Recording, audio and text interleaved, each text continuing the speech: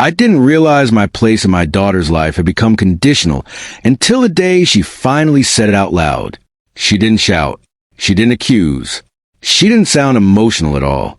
She stood there with her arms folded, her voice calm and practiced, and said, "If you can't live by my rules, then maybe you don't have a place here anymore." For a moment, I just stared at her. Before I go any further, pause for a second, drop a comment, and tell me where you're watching from. Because what I'm about to tell you isn't just my story. It's a choice more parents face than they ever admit. I'm 67 years old. I've worked my whole life, raised a child on my own after a mother passed, and learned, slowly, painfully, that some losses come quietly. Still, nothing prepares you for the moment your own child looks at you like a problem that needs managing. I remember thinking she must be tired, or stressed, or saying something she didn't fully mean. But the look on her face told me otherwise. This wasn't frustration. It was certainty. The truth is, the rules didn't appear overnight. They crept in so gradually that I barely noticed when my role changed from father to guest. At first, it sounded reasonable. "Dad, maybe don't say things like that in front of people." "Dad, you don't really need to get involved." "Dad, let me handle this. It's easier if you just go along with it." I told myself this was part of getting older. Children grow into their own authority. Parents learn when to step back. That's what healthy families do, right? So I stepped back. When she corrected me, I adjusted. When she disagreed, I went quiet. When she made decisions without me, I told myself it wasn't personal. Each time, I convinced myself I was choosing peace. What I didn't realize was that every time I stayed silent, I was teaching her something.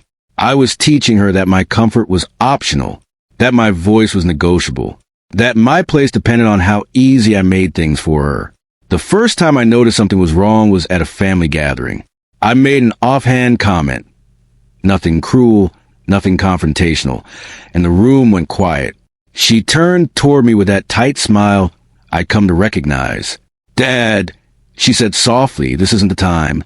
I nodded immediately, apologized, even though I wasn't sure what I'd done wrong.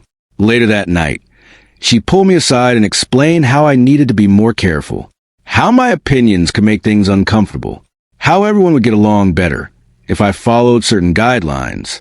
Guidelines. That word stuck with me. Not requests, not boundaries. Guidelines. I agreed. Of course I did, because disagreeing felt like risking something I couldn't name yet. Over time, the guidelines expanded.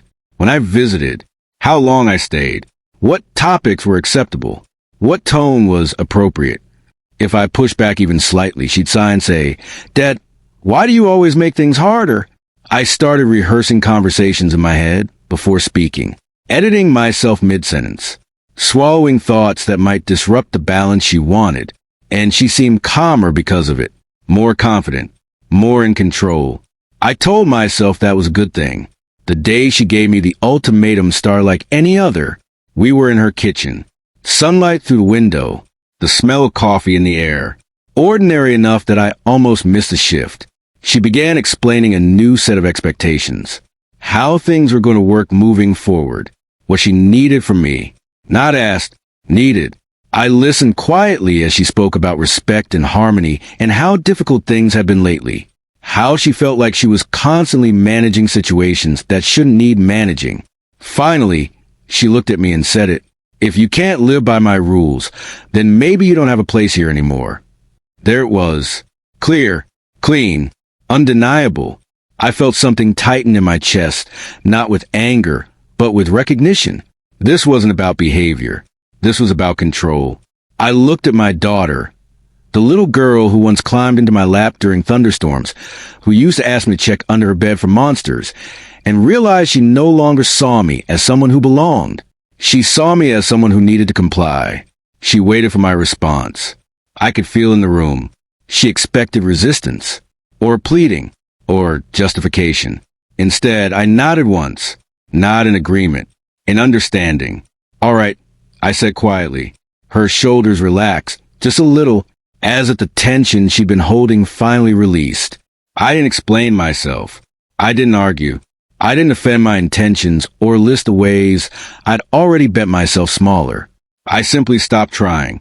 That was the moment I decided to step away. Not dramatically, not angrily, completely, but she didn't know that yet. And when she finally realized what my silence meant, it would already be too late to undo what she'd set in motion. I didn't announce that I was stepping away. I didn't sit her down and explain my reasons.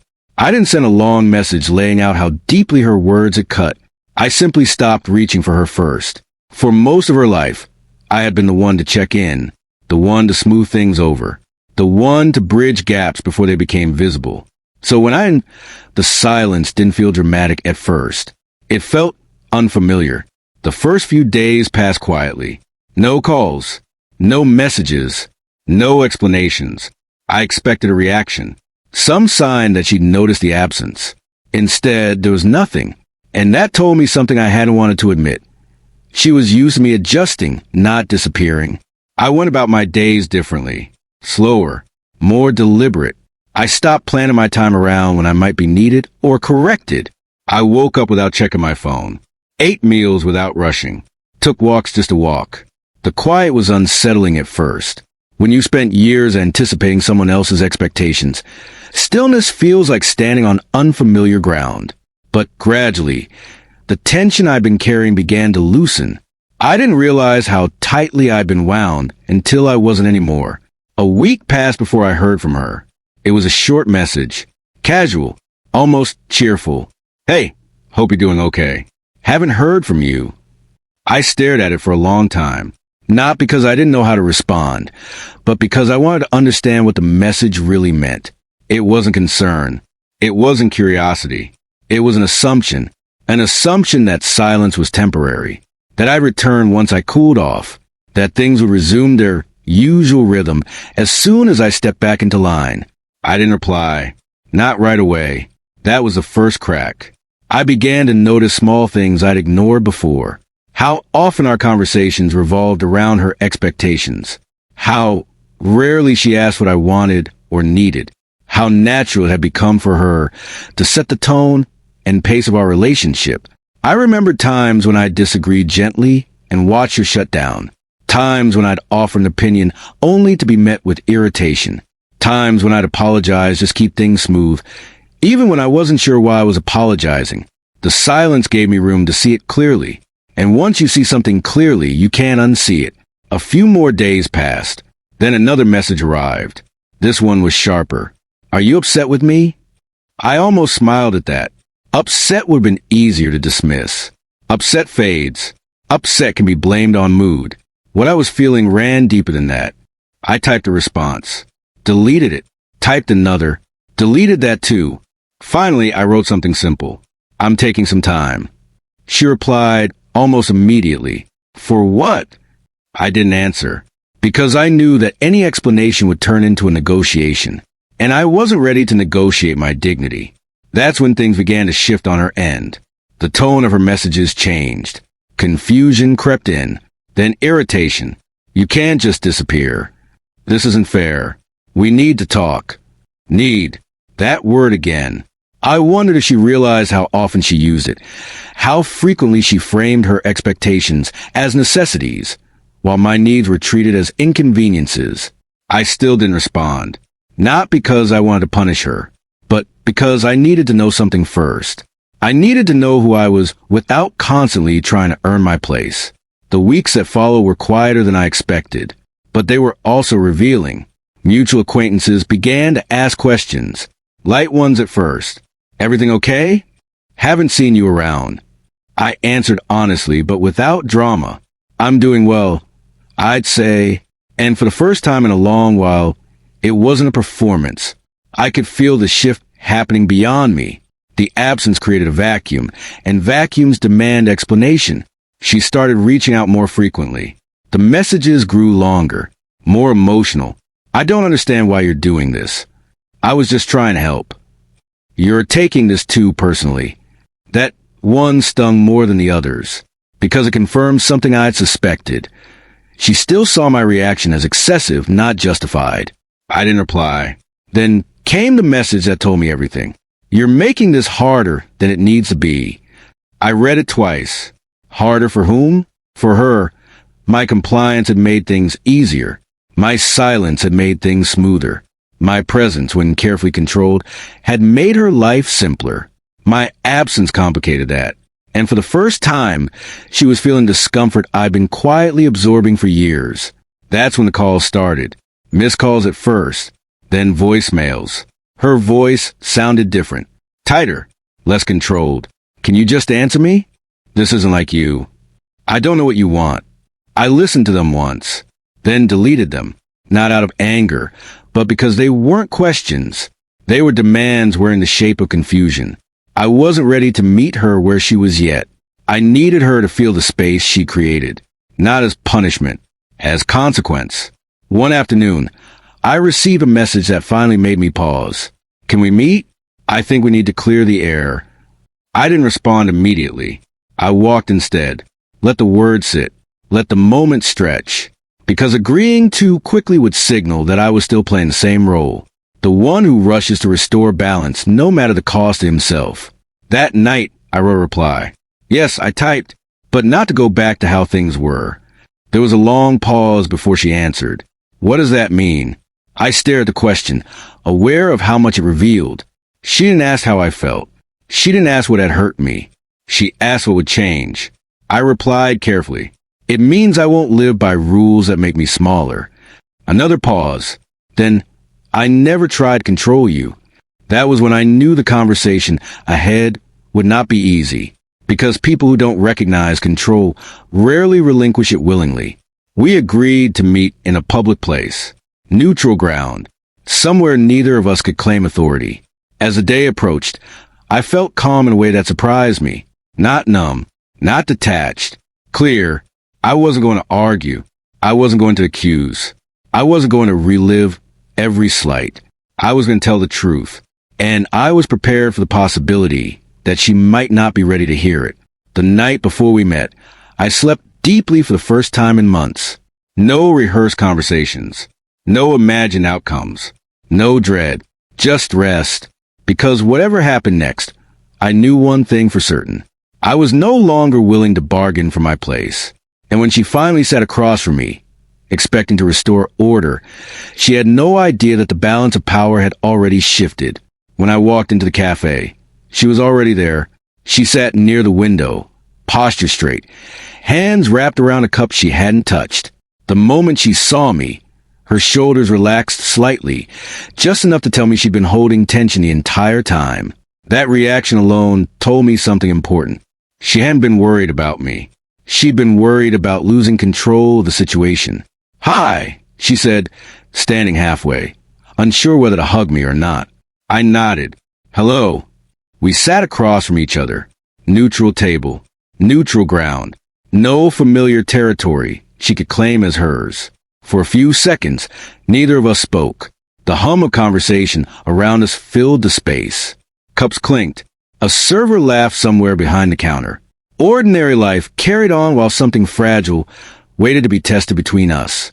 She broke first. I don't understand why you've been acting like this, she said. You just disappeared. I didn't disappear, I replied calmly. I stepped back. That's the same thing, she said quickly. No, I said. One is avoidance. The other is choice. She frowned, clearly not expecting that answer. I was just trying to make things easier, she said. There was too much tension, too many opinions. I needed things to be manageable. There was again, manageable. You needed me to be manageable, I said. She sighed. Dad, don't twist my words. I'm not twisting anything, I replied. I'm finally hearing them clearly. Her jaw tightened. You're acting like I did something terrible. I'm acting like you tied my place in your life to obedience, I said evenly. She shifted in her seat, looked away, then back at me. I never said that, she insisted. I didn't raise my voice. I didn't argue. I simply repeated her words exactly as she'd said them. If you can't live by my rules, maybe you don't have a place here anymore. The color drained from her face, just a little. I didn't mean it like that, she said quickly. You're taking it too literally. That's the problem, I replied. You meant it casually. That stopped her. She stared at me like she was seeing a version of me she hadn't prepared for. Not angry, not pleading, just unmoved. I was under a lot of pressure, she said after a moment. Everyone expects things from me. I just needed you to not add to it. I wasn't adding to it, I said. I was existing. She let out an irritated breath. You're making this into something it doesn't need to be. I leaned back slightly, folded my hands, then explained the rules. She blinked. What rules? The ones about when I can visit, I said. What I can say. What opinions are acceptable. When I should stay quiet. She hesitated. I never call them rules, she said. No, I agreed. You call them expectations. That's how control learns to sound reasonable. Her eyes flashed. So now you're accusing me of controlling you? I'm telling you how it felt to be on the receiving end, I replied. She shook her head slowly, frustration creeping into her voice. I was just trying to keep things from getting complicated. For you, I said. Silence fell between us. I could see the gears turning behind her eyes. She'd expected this conversation to go differently. Expected me to explain myself. Maybe apologize for being distant. Expected reassurance. Instead, she was being asked to look at herself. That's not fair, she said quietly. Fairness isn't the issue, I replied. Respect is... She looked down at the table. Her fingers tightened around the edge. I didn't think you'd react like this, she admitted. That's because you're used to me absorbing discomfort, so you don't have to, I said gently. That landed harder than anything else I'd said. She swallowed. So, what? You're just going to cut me off. No, I said. I'm not cutting you off. I'm refusing to shrink. She looked up sharply. Those feel like the same thing. They're not, I said. One ends a relationship. The other changes it. She leaned forward. And what exactly does that mean? It was the question she'd been avoiding since the beginning. It means I won't live by rules designed to make me easy to handle, I said. And I won't stay in a relationship where my presence is conditional. She crossed her arms, defensive now. So you want everything your way. I shook my head. I want equality. She scoffed softly. Equality? You're my father. Yes, I said, not your subordinate. Her mouth opened, then closed again. For the first time, she didn't have a ready response. I didn't know you felt this strongly, she said finally. That's because I've spent years softening my feelings to keep the peace. I replied, and I'm done doing that. Her voice rose slightly. So what, I'm just supposed to accept everything you say? No, I said calmly. You're supposed to accept that I don't need your permission to be myself. She sat back, exhaling sharply. You're turning this into a power struggle. No, I said. I'm ending one. The words hung in the air. She looked at me with a mix of disbelief and something else. Something closer to fear. What do you want from me? She asked. I paused. Not for effect. For honesty. I want a relationship without conditions. I said. No rules. No ultimatums. No consequences for being human. And if I can't do that, she asked quietly. I met her gaze. Then we'll have distance. I said, not because I don't love you, but because I won't trade dignity for access. Her eyes filled, but she blinked the tears away quickly. Pride still held firm. You're really serious, she said. Yes, I replied. She stood abruptly, pushing her chair back. I need time to think, she said. I understand, I replied. She hesitated, then added, You can't expect me to change overnight. I'm not asking you to, I said. I'm asking you to choose. She stared at me for a long moment, then turned and walked away. I stayed seated, watching her leave. I didn't feel victorious. I didn't feel broken. I felt steady, because for the first time in our relationship, the next move wasn't mine. And whether she realized it or not, that terrified her more than any argument ever could. I didn't hear from her for several days after that meeting. At first, I wondered if she was angry. Then I realized something more unsettling. She was thinking. And thinking, for someone used to control, is far more dangerous than anger. I went on with my life. That alone would have surprised her. I woke up without checking my phone. I made plans without wondering whether they conflicted with hers. I spoke freely with people again, without filtering every sentence through the question of whether it would be appropriate. I didn't feel reckless. I felt restored. Still, I knew the silence wouldn't last forever.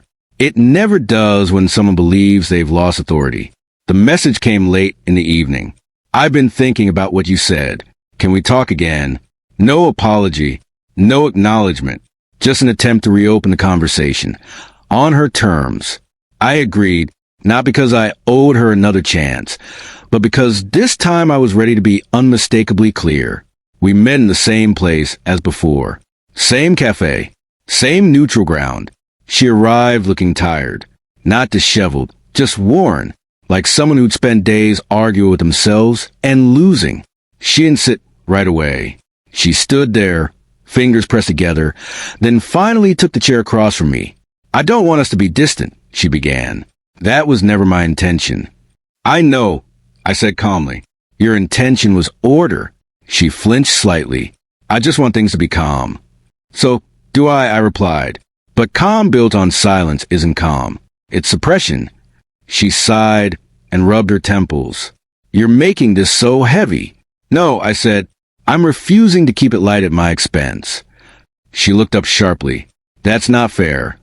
I spent years making things easier for you, I said. Now I'm making them honest. She folded her arms, defensive again. You keep calling them rules. I never meant them that way. I know, I said. That's why they were effective. She opened her mouth to respond, then stopped. What do you want this to look like? She asked finally. There it was. Not what I wanted to feel. Not what I needed.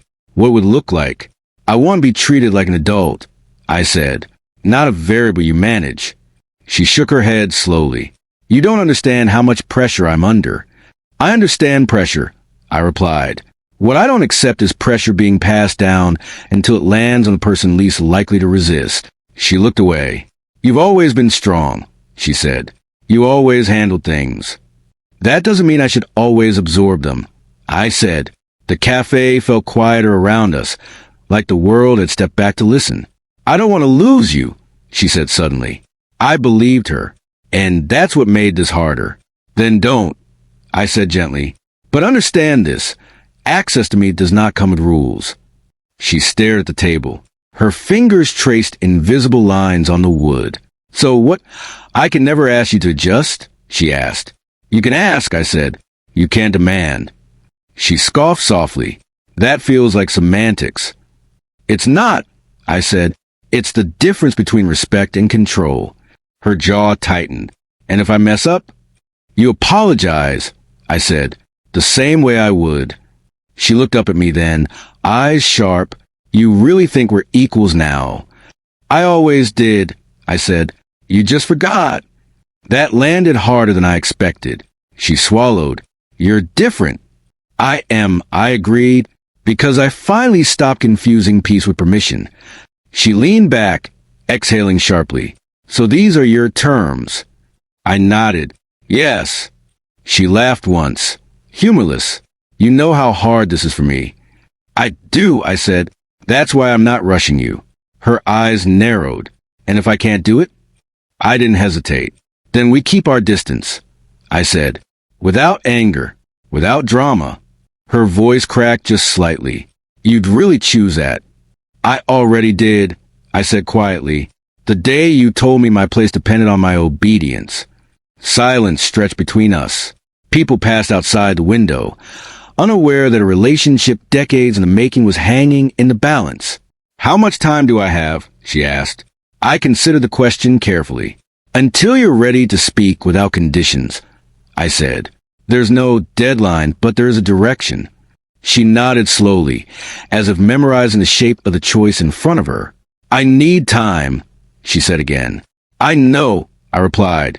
She stood, hesitated, then spoke one last time. You know I wasn't trying to hurt you. I know, I said, but intent doesn't erase impact. She left without another word. I stayed where I was, staring at the empty chair across from me. I didn't feel hollow. I felt resolved. Because for the first time, the future of our relationship wasn't being dictated by fear, hers or mine. Whatever she chose next would tell me everything I needed to know. And whether she realized it yet or not, the rules she'd built were already gone. All that remained was choice. I didn't know which version of her would walk through the door. That was the truth I carried with me that morning. I went to the cafe anyway. Same table, same window. Not because I expected her to come, but because I had learned something important over the past few weeks. Showing up for myself no longer depended on whether anyone else did. I ordered coffee and waited.